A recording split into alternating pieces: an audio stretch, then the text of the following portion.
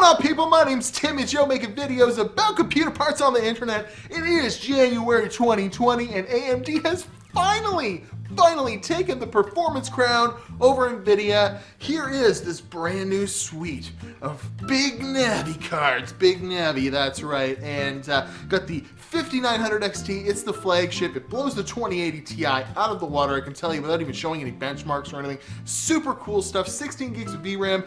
Big Navi, big card, but it's even got ray tracing, lots of stuff going on with it, and it's definitely got like outright rasterization performance. It's just like crazy over Nvidia right now, so super happy about that. And you know, it's a brand new decade, 2020. Nothing could go wrong this year. We're gonna have an amazing year, and there's gonna be plenty of stock on these cards because you know, AMD's putting full production out. They don't have the PlayStation 5 or anything to worry about, you know, Xbox Series, whatever it's gonna be called. Because they're just putting full effort into production on these, and wait, what? Wait, what's happening? 2020, no, don't do that, no. What's COVID-19? No!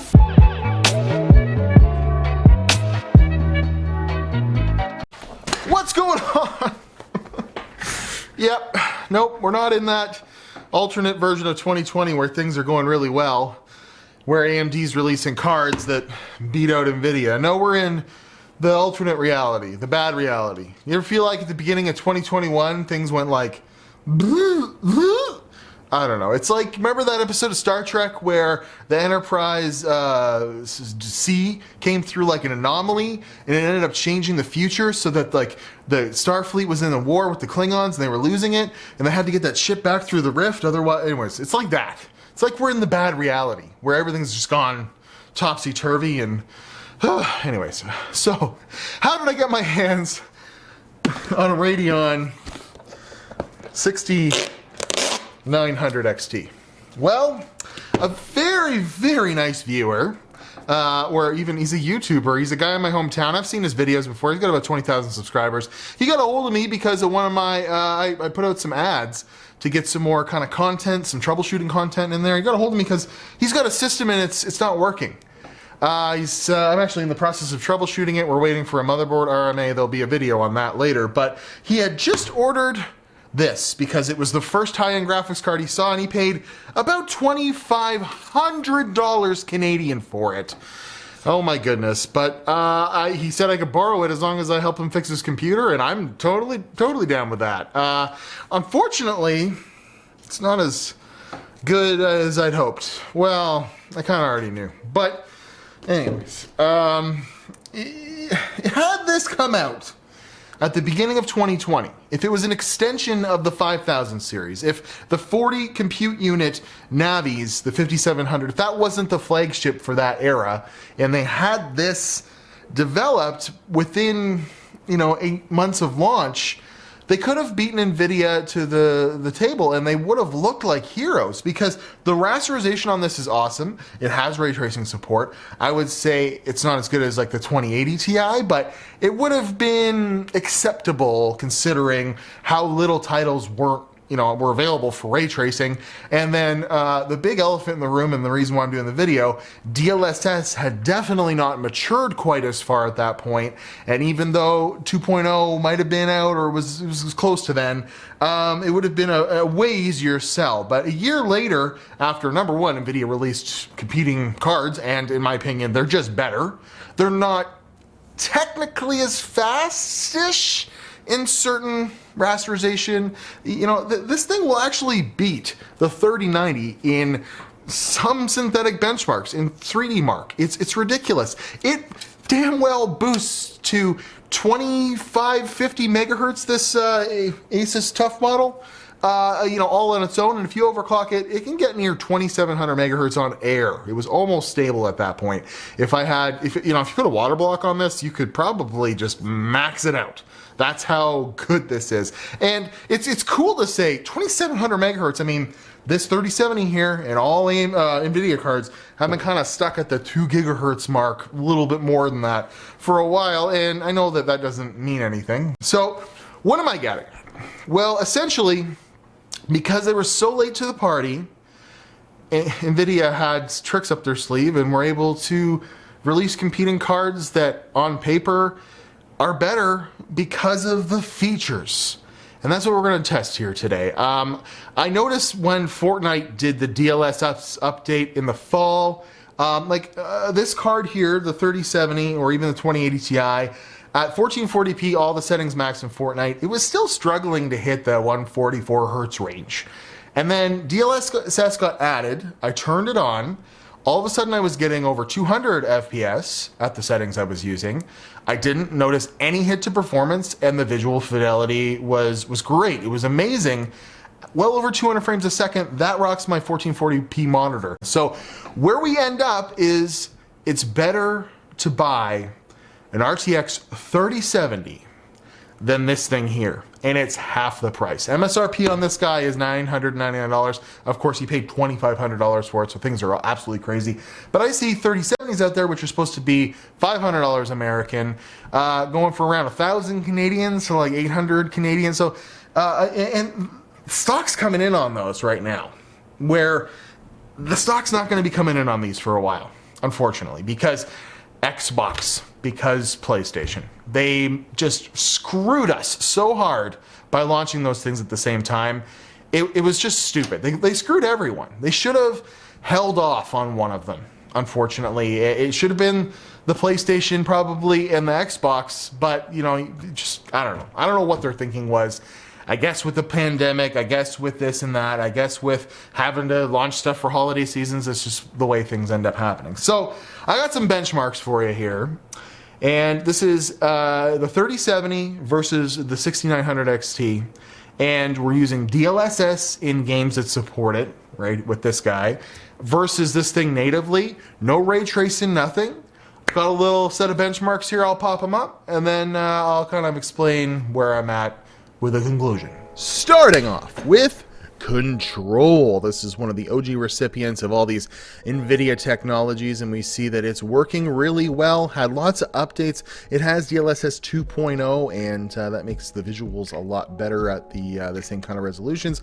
On the left, the 6900 XT, it is not doing nearly as well with the exact same settings. No ray tracing on with DLSS enabled on the 3700. It is just able to squeeze out more frames, and you know, this is not factoring any sort of ray tracing in here. So as soon as we start enabling that, that's gonna make the value proposition on the $1,000 MSRP to $2,500 Canadian 6900 XT here way worse. So you kind of see where I'm coming from with this. So on to the next game, and that would be Cyberpunk 2077, one of the newest games on the list here, and it's holding its own by a whole lot. The MSI Trio 3700 versus the 6900 XT. I mean, this is the exact same settings, but on the left, it's running natively, right, DLSS, no ray tracing is turned on, very small, if any, fidelity difference between the two, and with this new game, with good implementation, we see 94 frames a second versus the can't even make 80 on the Asus TUF with the same settings. So it is kind of a painting a picture here of where things are going. And AMD's really got to step up and figure out this soon, or there's going to be no competition. There's no way.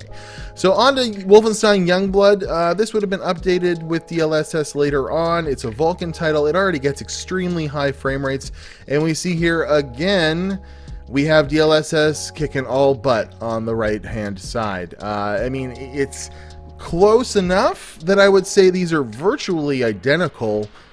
I mean, the CPU must be what's holding it back, but 280 frames a second on the DLSS version versus the native 6900. No ray tracing, no nothing enabled here. Exact same settings, and I mean, we're getting virtually the same performance for half the money. So Nvidia is squeaking out a win on this one, that is for sure. Now the next game here is DLSS 1.0. Tomb Raider never received a 2.0 update, and this is where we can see that the technology, wasn't as mature, and we're not getting the exact same results, we thought, but we're still getting very comparable results. Keep in mind, this is a card that's supposed to MSRP for $999 on the left and a $499 card on the right, and they're getting very similar performance, even with an outdated version of this technology, and I just kind of want to throw one of the DLSS 1.0s in there. It's got hair fringing and it doesn't look as good, and it obviously doesn't have the same performance on the tensor cores and stuff like that, but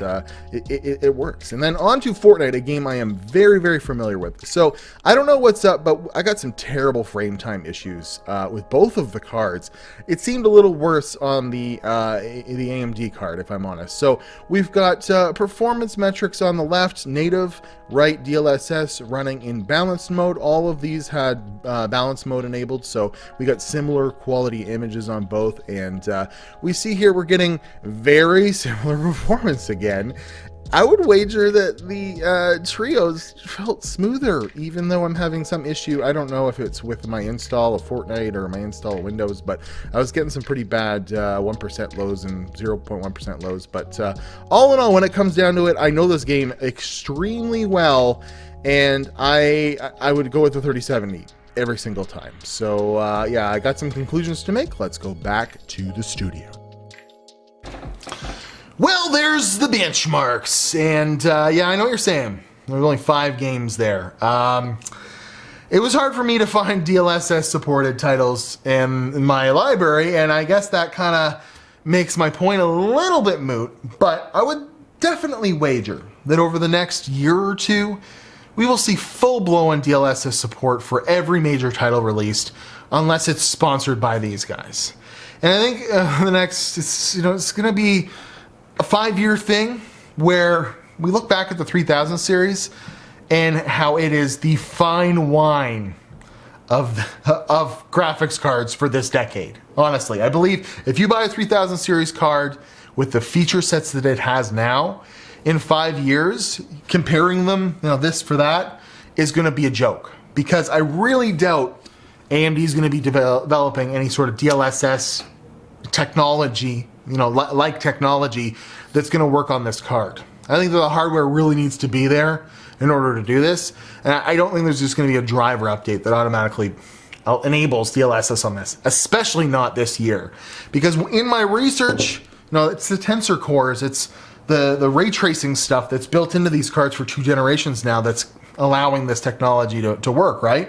Well, I think you need to R&D that from the hardware level on this, and I just don't think that stuff's going to be in here, unfortunately. So, at least this generation, I would buy an Nvidia card every time. And I'm no Nvidia fanboy. Like, they've snubbed me on a bunch of stuff. They've never contacted me for product review samples.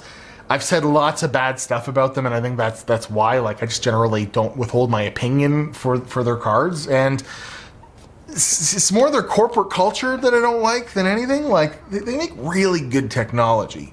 AMD's the opposite. I really like their corporate culture. They just can't seem to catch up with the graphics performance. Now, they've done it with CPUs before. They did it with Ryzen. I love their CPUs. And I hope that this can develop into something that will eventually take out Nvidia. But this 6000 series, I don't think it's going to do it. I think their best bet is going to be take this technology, shrink it down to a RX 580 product. A product that can allow anybody to game at the right price. That's where they should be focusing things. This high-end stuff, I don't know if they'll ever make it. I would hope that maybe by the end of the year, the 7900 XT launches, it's ahead of whatever comes from Nvidia, and it's better, and it has some sort of DLSS support. I really hope that that's the way it goes. So, when it comes down to it, final opinions. I was having lots of fun playing with this. It benches like crazy. Its performance in 3D Mark is ridiculous. You can blow Firestrike out of the water with this compared to even the 3900. Like seriously, this thing beats the 3900 in some scenarios. Unfortunately, the scenarios where it counts, the Nvidia is just going to take the crown every time. This thing gets to 2700 megahertz, for God's sakes, on air with this giant ass cooler, of course, and it does, this high-end performance while sucking way less power than Nvidia. Like, they've got the efficiency and stuff there. That's why a lower-end card might do really well. But when it comes to the nitty-gritty, I'd pick Nvidia every time, unfortunately. I don't know what else to say. So I want to thank Gary Reed, who bought this card for $2,500 Canadian. Oh my goodness. And I don't want to, like, don't get me wrong, you're going to be happy with this card. It's going to be fine. Buddy, I'll get your computer fixed. There'll be a video coming up on that. Had some motherboard issues with a Ryzen 3900 that he's going to put this in that system. If you want to check out Gary Reed's channel too, he does some outdoorsy stuff. He does some metal detecting, talks about Bigfoot for some reason. I'd give him a little shout out, just, I don't know, whatever that does for people. But when it's all said and done, unfortunately, in a perfect world, I just pick Nvidia every time. Even if it's a little bit more expensive for certain things, you know, just when it comes down to it, DLSS ray tracing is so much further ahead on this, specifically DLSS, that I just think for the longevity, since it's not like this is, you know, these are so much further ahead, rasterization performance wise, in a few years, these will be considered the kings for sure. It's just, I believe that's a foregone conclusion. So I'm at Watch Timmy Joe Instagram and Twitter. Thanks to the Patreon people that have been popping up on the screen. If you want to donate to Patreon, you get your name on the screens and at the end of the videos. So that's lots of fun. And I hope you enjoyed my little skit at the beginning. I hope you enjoyed this video. But when it comes down to it, said and done, I really wanted to like this card. I really wanted it to blow me away. And it just didn't. And that's just the way the cookie crumbles. Nvidia won again. I don't know. It's like Radeon's the Frank Grimes of graphics cards. I don't... Anyways, I'll see you guys in another video. I love y'all. Keep it sleazy.